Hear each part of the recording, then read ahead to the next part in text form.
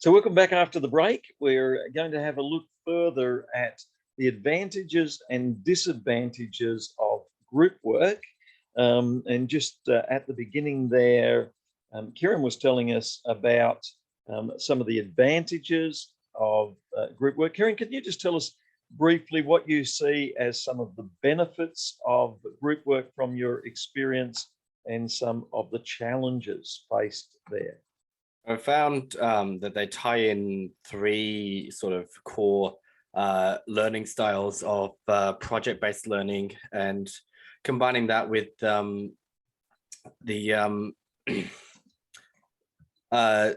peer-based learning as well as experiential learning, where while completing the project, students will often come to a conclusion as a collective by bouncing ideas off of each other, sort of discussing what they've done, and by performing an experiment or creating something, they're also getting hands-on experience and learning from that as well. So good. And so let me encourage you. This is one of the advantages of group work.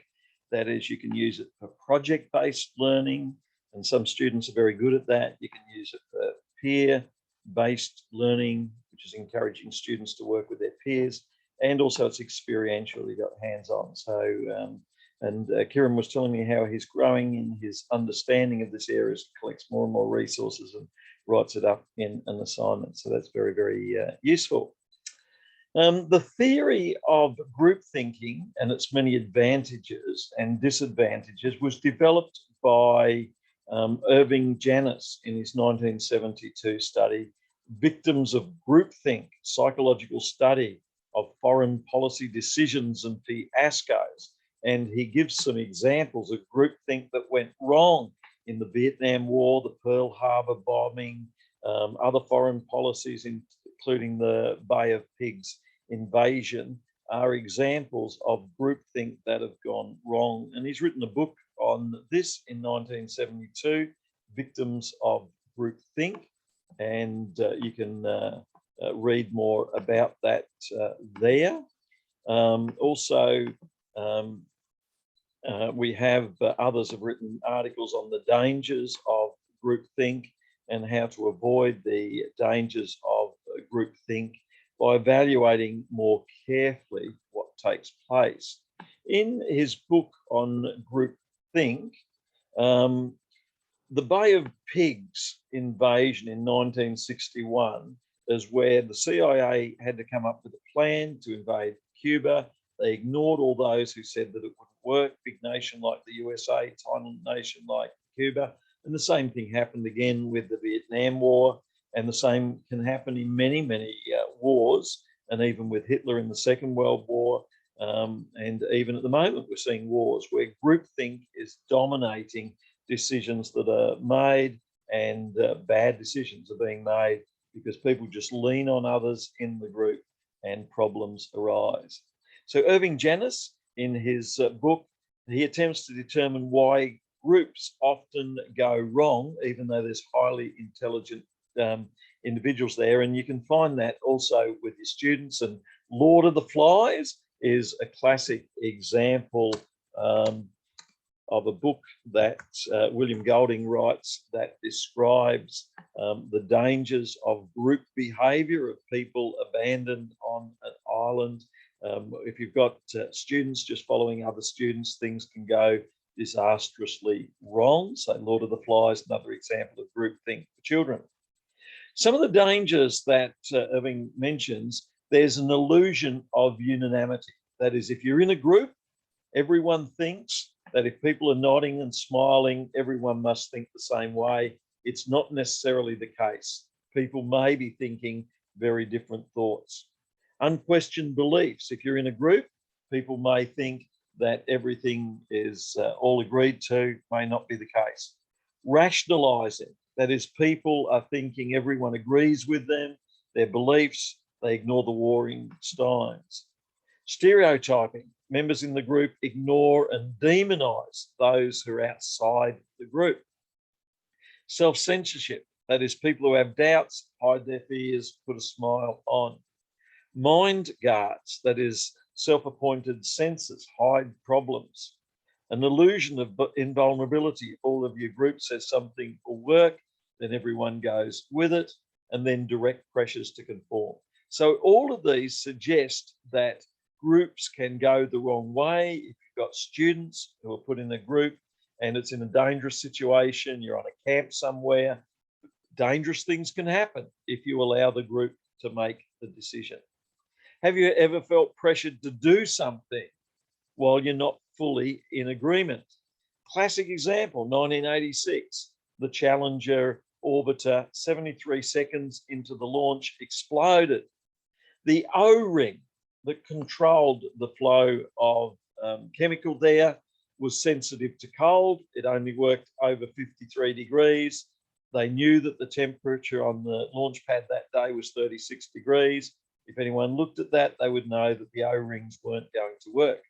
However, President Ronald Reagan was going to give a talk at that same day, the launching of the Union address. It would be great if NASA launched the Challenger, and no one spoke up. So the Challenger launched and then exploded 60-something seconds into it because of the leaking. And these 7 people lost their lives because no one would speak up, everyone the case. And we're seeing a war take place at the moment where a similar thing happens. So what are the 8 symptoms of group thinking that are bad? And we spoke before about the advantages of group thinking, and you can't avoid it. You're a part of many, many groups, family groups, school groups, Christian groups, religious groups. And so there are advantages and disadvantages in each of the groups and the group thinking that you're a part of.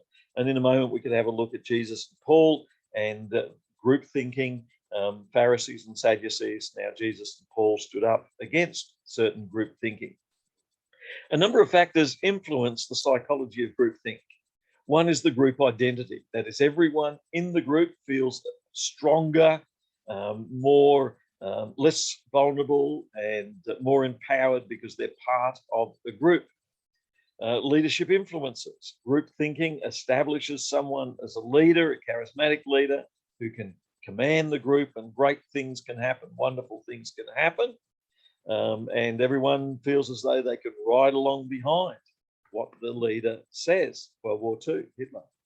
Low knowledge. When people lack knowledge, when you're part of a group, you feel as though you have so much knowledge now because everyone is smiling and saying similar things. Lower stress. When you're part of a group, everyone is saying this is a safe way to go. And even if it's not, then everyone smiles and goes in that way. As we said before, Janice suggests the negative group think characteristics tend to be most prevalent when there's high degrees of cohesiveness. So if everyone agrees and is very similar, there is more danger that you'll enter into dangerous group think. When there's situational factors, such as there's a threat or a perceived threat, then there's more groupthink. And for this reason, people will even set up straw enemies. And so Hitler set up the Jews as a straw enemy in World War II. When there's moral problems, so if you say there is a moral difficulty, there is this group creating a great moral problem. If there's a difficult decision, group thinking may prevail. When there's structural issues and a lack of good leadership. So the impact of negative group think is that it suppresses individual thought and problem solving, and it contributes to wrong decisions. So there's a lot of pitfalls for negative groupthink, including blindness to the negative outcomes, failure to listen to people, lack of creativity, lack of preparation, ignoring information, inability to see other solutions, obedience without question. Now, in any school or in any classroom, there'll be some students and teachers, or in any church, some people who want just obey the authorities, don't break the ranks. And yet there's dangers in that attitude, and it can cost lives. So tips to avoid the negative aspects of groupthink include, initially, the leader of the group should avoid stating their opinion. So instead of saying, this is what we're going to do, and then saying, what do you think we should do? People will just agree with you. Just give people to express their ideas. Or maybe get people to write down their ideas on a piece of paper where they can't see what others are writing, and then share what they have written down. So writing ideas down before expressing them, and then put their name on them. Don't let them go away from that. Assign an individual the task of the role of the devil's advocate, saying, what's the opposite view? Discuss group ideas with outside members. And so if you're setting up a board, bring in people who represent other perspectives and opinions. Encouraging group members to be more critical and negative. Don't discourage dissent or challenges to the prevailing opinion. Before big questions are looked at, leaders should hold a second chance meeting, the opportunity to discuss remaining doubts, and reward creativity, reward alternate viewpoints rather than closing them down. When people in groups have diverse backgrounds and experiences, they're better able to bring different perspectives and informations and ideas to the table. So there are dangers when you just encourage conformity, not questioning, and there are benefits when the questioning is encouraged. What we're talking about here is partly a discussion of the questions of power and influence, and from a Christian perspective, what Jesus and Paul teach us about servanthood, and the book of Isaiah in the Old Testament too. So power is the ability to influence others, whether you're a school teacher or whether you're a student. Influence leads to a sense of power, and that leads to a sense of authority. And the concept of power is often troubling. Kieran, can you tell us, what do you see as the benefits and problems with a sense of empowerment for students and teachers? I suppose benefit to empowerment of teachers would be more classroom control, but a problem with it would be potentially too much power could create a hostile learning environment. Yeah, I like that point. Too much power. And think about it. Some schools could give teachers more power. Some teachers could give students more power. But there is a danger in too much power. Have you ever heard the saying, power corrupts, and absolute power corrupts absolutely? And so there's a few people have quoted that. Power tends to corrupt, and absolute power corrupts absolutely. So the more power you give to people, whether they be teachers or others, the more difficulty is going to be found there. Banks and Stevens say we cannot reject power as such. It's pervasive.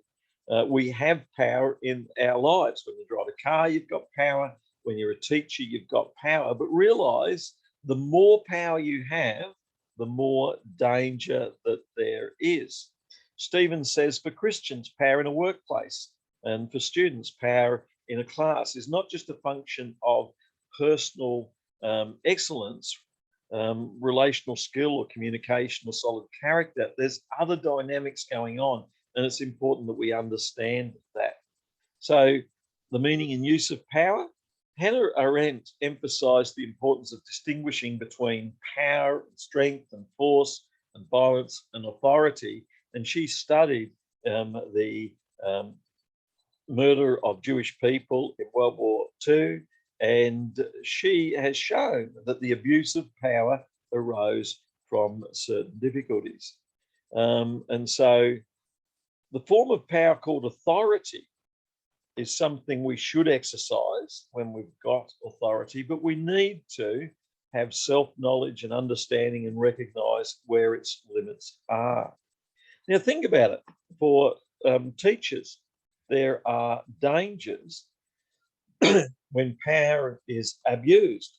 So think, as teachers, where can power be abused? Can I get everyone to write down what's an example of where the teacher has power? So where does a teacher have power that can be abused?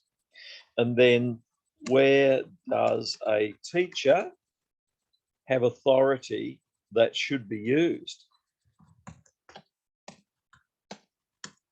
And you might want to think about the cases where a teacher should speak up, but sometimes they don't. And then the cases where a teacher exercises their power, but they shouldn't be using it in a certain way. And there would be other examples that you could think of in school settings or family settings where we use power in the wrong way, and then we don't use it when we should. Alex, what are your thoughts of some examples? Perhaps a situation where a teacher can abuse their power is when a student might have a different viewpoint and then the teacher doesn't agree. And so they use their, I guess, authority in terms of more experience and to sort of bring them down. Yeah, and I like that word put down, is that that very example of the use of power can damage the confidence that a student has. And so I think damaged confidence, it's one thing to express a view and to say, this is a view that could be held, or this is a view that I hold. But if you then put the student down, only a foolish person would say that. And you can see that with the Christians put down secular people, and secular teachers can put down Christian students. That can happen in both ways. Gabriella, an example of power abuse. I was thinking in terms of, I say picking a child, that's probably not the right term, but choosing a child that they know is not capable of answering specific questions, which then causes embarrassment and those kinds of things. And the teacher can do that for a number of reasons. They could do it for humour. They can feel, hey, this is going to be funny. I'm going to ask this child who can't know. But that could be so damaging when you do that and make humour out of a put down of the child. And there's a number of other reasons why a child might be singled out. You could single out an overweight child. You could single out an underweight child. There's a lot of things that you could single out. And if you're not careful, that can be really damaging. Martha, your thoughts of examples? I just went to the extreme examples of like abuse, physical, emotional, mental, all of the bad ones. It's where I went. So yeah. And again, it's so easy if a teacher wants to develop that sense of hey, I'm enjoying the ride here. They've got a huge amount of power, haven't they? And the teacher calls the shots, and they've got to be careful. Kieran, examples? I've got one that could be on both lists, which is classroom behavior management, where, say, if a student does this thing wrong, such as disrupting the class, the punishment for that should fit the what's been done. Yes. It should be appropriate to the offence. Yep, so good. And then if we think of applying this to thinking, in the case of thinking, then abuse of power can lead to wrong thinking. And so if we've got to make a decision, we may feel as though we have some expertise in this area, and someone might think differently to us, a teacher or a student, and we're abusing our thinking capacity there. So we have to be careful when that happens. So Hunter said, power is the facility to control our world. and other people, and to bring about certain desired consequences. And so we can feel happy by abusing our power, but other people can be hurt in the process. And so as Christians, we want to use love, hope, peace in order to bring the fruits of the Spirit into transformation and change into people's lives to bring about good outcomes. The Apostle Paul was aware of these concerns when he took on the challenge of leading churches and thinking for himself on missionary journeys. Now, the Apostle Paul went down to Jerusalem, as many Jews did. He met with Pharisees and Sadducees and other groups, and he persecuted Christians, locked them up. And then the Apostle Paul went on to think about what's it mean for people to be part of a community where God's purposes are being outworked. And he said, all of these gifts that we have are handed out by the one God who wants us to be like him. And he says our body has many parts, limbs, organs, cells, and by means of one Spirit, we can say goodbye to our piecemeal lives where we've all got these different parts and we can be united together. That's the Message Bible.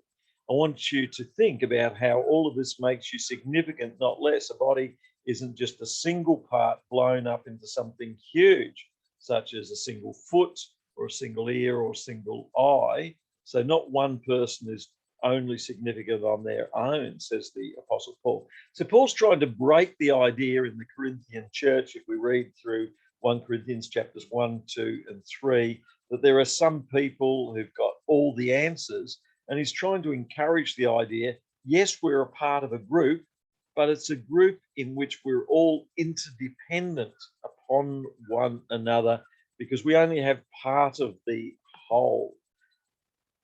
I want you to think about how this keeps your significance from getting blown into self-importance. No matter how significant you are, it's not because of who and what you are, it's because of what you're a part of. That is God's good big purpose. An enormous eye or a gigantic hand would be just a monster. When we realize that we're one part of a body, which includes all the other students in the class, and so in many ways, one student should only be as happy as all the students in the class are, as successful as all the students in the class are. And group work helps to remind us a little bit of that we are interdependent one with another. So the way God designed our bodies is a model for understanding our lives together as an organization, a school, or a church. So even in a body, you've got some who start things, some who speak to things, others who teach, but we all have different roles to play, and it's the overall that's important. In the same way, in Romans, the Apostle Paul spoke, we have various parts of the human body and they work together. So there's a theological significance here about the importance of love and relationship. As Karen was talking before in your theology class, you talk about the Trinity and you talk about made in the image of God. That's in order that we might learn from the relationship of God and learn how to relate one to another. And so the parts of the body, 1 Corinthians 12 and in Romans 12, illustrate the connection between all the different members. And so too, we can think about that. Virginia Wiles says that we need to recognize that we're all part of the same body together. And the resurrection message is that we're being transformed into a new complete body, and that Jesus and Paul's teaching on salvation is that we're leaving behind those unhealthy relational aspects of group and individualism where we're putting one another down in the competition one with another.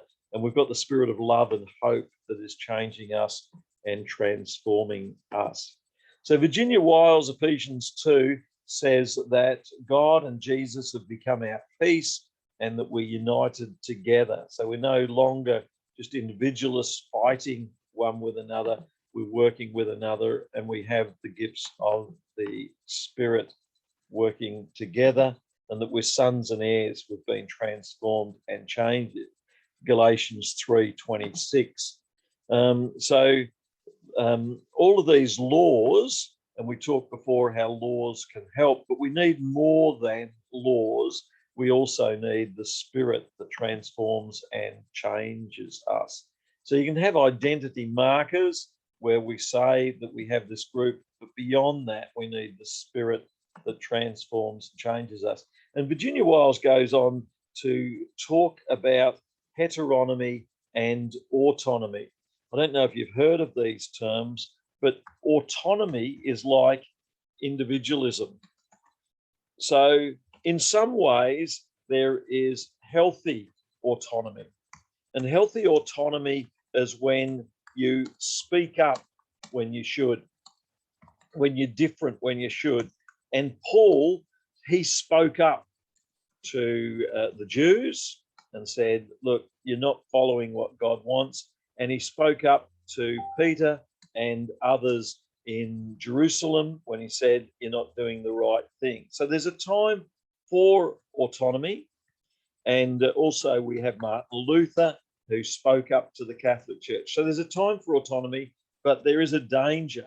Autonomy can be where you need to balance that with the right group of people, God and Jesus and others around you. And that can be a healthy heteronomy, but there is a dangerous heteronomy where, like groupthink, you follow the wrong way of thinking. So Virginia Wiles talks about that there. So there are these various dangers. Now, the other thing that I want to talk a little bit about briefly is power and politics.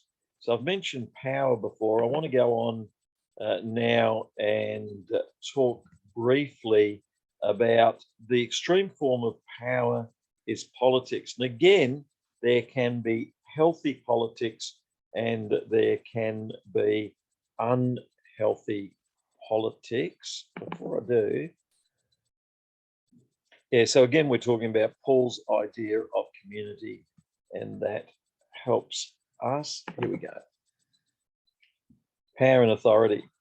In any organization, you're going to have teachers, principals, other people with power and authority. And some of it is going to be legitimate and it's going to help the organization. And then others can be abused and do damage. Bertrand Russell said, the fundamental concept in social science is power. In the same way, energy is fundamental in physics, and the same could be said about thinking, decision-making, education. Power is important. You have the power to make certain decisions, think in certain ways, but you've got to be careful about how you do that. So many leaders use various forms of coercion as force to get others to do what they want. And you got to think about that. Is that okay? Or can it go the wrong way? So think about it. If you want to get students to do something, what's legitimate use of power? And then we could think of illegitimate. An illegitimate, one example of the illegitimate we said before was a humorous put down of one student who's a bit different or not doing so well. So that would be illegitimate. But we could think about what's legitimate coercion, where we persuading students to work harder, but it's legitimate. And then other examples of what's illegitimate in the way we persuade students. So can I get you to write down an example of legitimate coercion and then illegitimate? I guess an example of illegitimate would be, you can have tomorrow off. I mean, I don't have the power to give students tomorrow off. Yeah. So Martha, can you think of examples of legitimate coercion and illegitimate coercion? So I guess legitimate might be, I don't know, would that be like a rewarding a student for kind of their cooperation in a matter? Yeah, and what's a legitimate reward? So if you get this work, if everyone gets this work done, we'll have 5 minutes extra play. Yeah. I'll let you leave 5 minutes early or something. Yes. So, and legitimate is where it's safe, that you've been given the freedom to do that, but illegitimate is where it's not safe and where you've not been given the authority to do that. Alex, can you think of examples of legitimate coercion to get students to do things and illegitimate? I was thinking probably for illegitimate, would bribing be illegitimate coercion? And of course, we can bribe with certain foods, cake. I guess it depends on the size of the cake, ice cream, all of those sorts of things.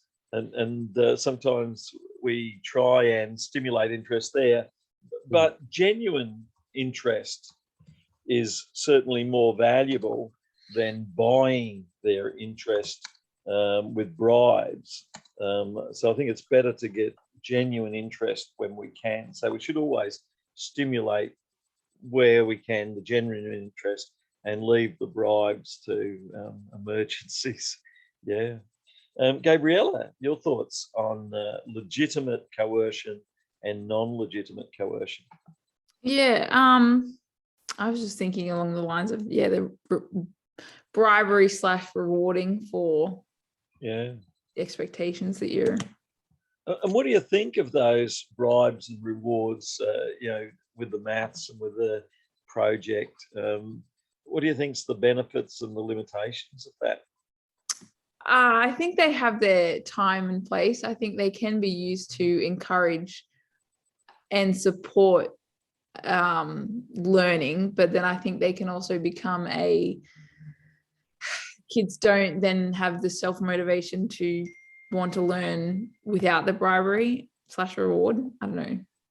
Yeah. No, I think that's well said. So we've got various types of power that we use. We've got various types of relationships that we use, and we need to think about what is going to be legitimate use of power and authority and what's not so legitimate. And so people who've studied power and authority have put in a lot of effort to seek to understand that. But right from back in the ancient Greeks, Plato and Aristotle, through to sociologists like Max Weber. So Max Weber said that you've got 3 types of authority. One is traditional authority, and that's because it's always been done like that. So we say, this is the way we've always done it here, the headmaster says. So you've got traditional authority. And then there's charismatic authority by the very personality, cheery, outgoing, that's another type. And then there's the rational authority, which says it makes sense to do this. So why do we have to do maths, addition, multiplication? Because that's the way it's always been done. Why do we have to do maths, multiplication, addition? Because it's exciting. Let's get fired up. Why do we have to do maths and multiplication? Because you're going to need it out there in the workplace. There are logical reasons. I tend to think the rational logical is the most valuable. I tend to think we need a certain measure of the charismatic.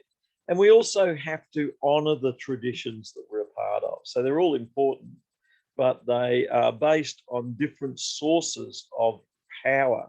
So the rational is based on thinking, which is a very useful source of power. That's what teaching's about. The charismatic is based on excitement and emotions, and that's part of who we are as humans. And the traditional is based on a culture that honours traditions of the past. Now, these promote certain types of leadership. When you're a bureaucratic official teacher, you've written down the reasons why we do things. When you're a dynamic personality, then people are excited because you're excited. And when you're looking back at the long history of the school, then you're looking back at the traditions. We see this in different types of leaders. We see this in different types of schools and in different traditions. So in this lesson, we've just briefly touched on politics and power and authority, and we could say much more than that. We've briefly touched on Paul and Jesus and the challenges that they faced, and they chose not to just rest on tradition, not to just rest on charisma, and not to just rest on this argument or that argument, but rather to reflect the character of God that includes love and joy and hope and the power of the Spirit that's leading us to a better world. They were truly Christian models of leaders and Christian models of teaching, Jesus and Paul, and we can learn much from them as well. Thoughts, Gabrielle, then Alex, and Martha, and Kieran. What stood out in this second part of looking at groups and how groups are part of relationship with God? Groups have power and authority that can be used well and abused. Groups have to learn the limits of their power and authority, but also times when they need to use it. Gabrielle, what stood out to you in this section of reflection? I actually just enjoyed the last little conversation we were having just then about when you were discussing the illegitimate and legitimate coercion, and then also the traditional charismatic and legal rational, whatever the last one was called. It's always interesting to recognize the differences, and as you're saying, the need for all different variations to accommodate and, I don't know, be successful. Yeah. And as teachers, we have a huge amount of power. We could dismiss the class 10 minutes early. We could keep the class in for 10 minutes longer. But in some ways, we do come up with legal and rational sides there. There's parents waiting for the students. We're stretching our luck a little bit the longer we go, whereas we do best to dismiss exactly online. And that is true of so many things. I mean, instead of teaching all the maths class, we could just teach the easy bits. And so we've got to recognise what's the legal task, what's the rational task. We've got to encourage students to think about that. So recognise the nature of your power and authority as a teacher.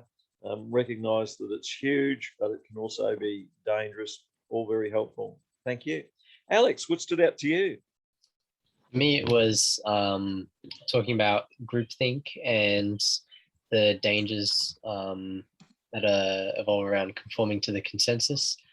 And I thought it was important to understand the methods that you can take to avoid groupthink. Yeah, so good. And then Martha, what stood out to you? Yeah, so I was just interested to think about like the power and authority thing, and that in groups, when you have group leaders, I think particularly in a church situation, it's just so important to have godly people with good character leading our groups, or any group really. And, you just see the example of where even leaders, just because they're enthusiastic, and people seem to like them and they're outgoing, doesn't mean they're a good leader. And we need to be really examining the character of people. So good. So character is so important. We need to continue to develop character in our own lives, in the lives of our students, and the lives around us. And Kieran, what stood out to you? I found it interesting looking at the different ways that teachers specifically can abuse their power within the classroom. And just sort of like the effects that can have on students mindsets and attitude toward learning from there on. And it's not a small thing. Yeah, so good. So thank you each one for today. It's been terrific to look at this very important topic of being a part of groups, which can be beneficial and helpful to us, whether it be the groups that students are a part of, the groups that we're a part of, whether it can be Christian groups as well, and to see that this opens up a greater understanding of the authority and power that we have and the benefits and dangers, and the authority and power that groups have and the benefits and dangers. So I wish you well with that. Next week, we're drawing it all together in week 12. So if you have any questions, feedback, suggestions, then very happy to look at that next week as we draw it all together. Thoroughly enjoyed working with you in the classes each week. So thank you each one. See you then. Thank you. Thank you. You. Thanks.